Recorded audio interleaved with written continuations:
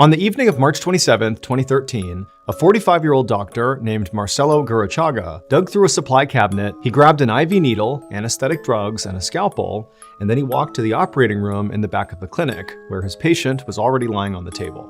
And as Marcelo looked at his patient, he couldn't help but feel incredibly anxious. This was easily going to be the most important and most dangerous surgery he had ever done. In fact, the surgery was illegal. But Marcelo felt like he really had no choice here, because he had this huge problem going on in his personal life, and he had been promised that if he did this surgery successfully, that problem would be solved. Over a week later, on April 5th, 2013, a very disheveled and distraught Marcelo walked into a local police station carrying a small cardboard box. Once he was inside, he told the clerk that he had to speak to an officer because he needed to make a confession. And he told this detective this unbelievable story. And as he did, the detective just felt really bad for Marcelo. But as Marcelo went along and the details of the story began kind of going all over the place, the detective went from feeling empathy to confusion, to full-blown suspicion of Marcelo. It would turn out the big personal problem that Marcelo was experiencing had to do with his wife, Rosa. Rosa was deeply unhappy, specifically about her weight, and so she had given her husband, Marcelo, an ultimatum. She said, "You need to perform a weight loss surgery on me, or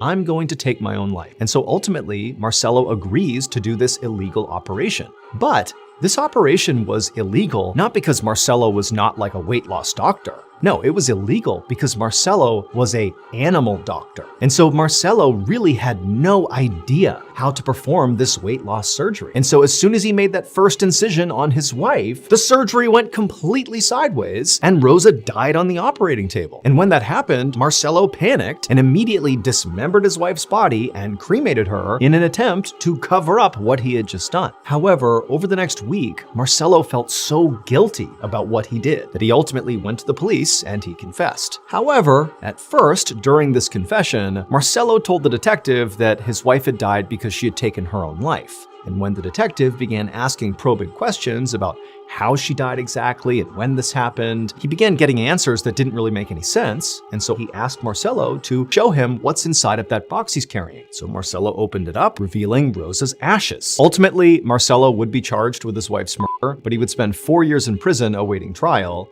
And then when he went to trial, he was found guilty and sentenced to an additional 10 years in prison.